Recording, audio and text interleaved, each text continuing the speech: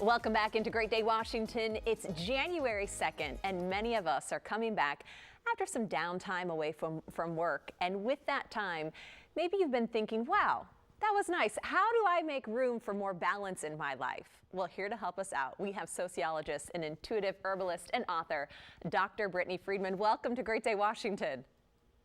Hi, thank you for having me. I know so many people are looking for more balance, looking for more ways to incorporate that into their lives. You went on your own journey with this. How did you find plant medicine to be healing and the spiritual aspect as well? So, I often think of myself as a survivor of burnout.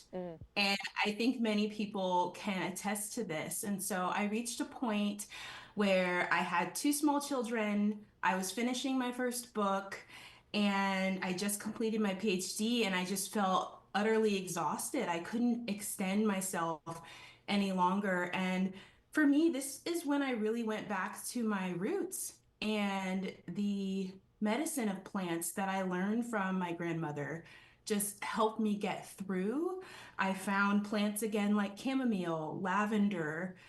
These are plant allies that are here that want to be a part of our regular routines, but because of the disconnection that we have with nature, our society often doesn't incorporate these plants into our daily lives, and we seek them at these critical moments, like when I was utterly exhausted.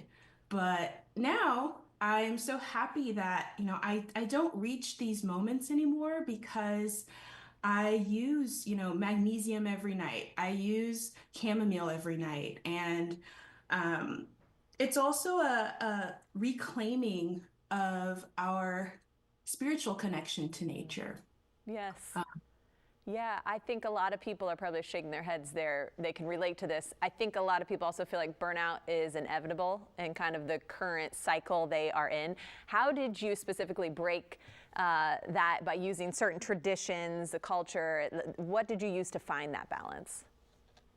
So for me specifically, I think I had this huge awakening when I realized that, as human beings, we ourselves are also nature. And so that's why we feel so alive whenever we go outside, whenever we're with our pets, right? We feel this strong connection.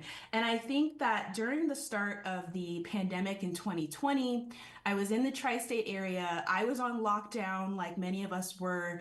And the only thing I could do was go outside.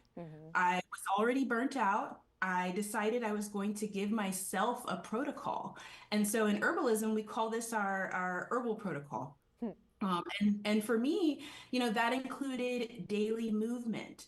It included intentional joy. And what I mean by that is I made a list of all the things that make me happy without needing to spend money. So if I want to be if I something that just like lights me up. And a lot of my friends kind of made fun of me, but for me that was being outside and riding my scooter.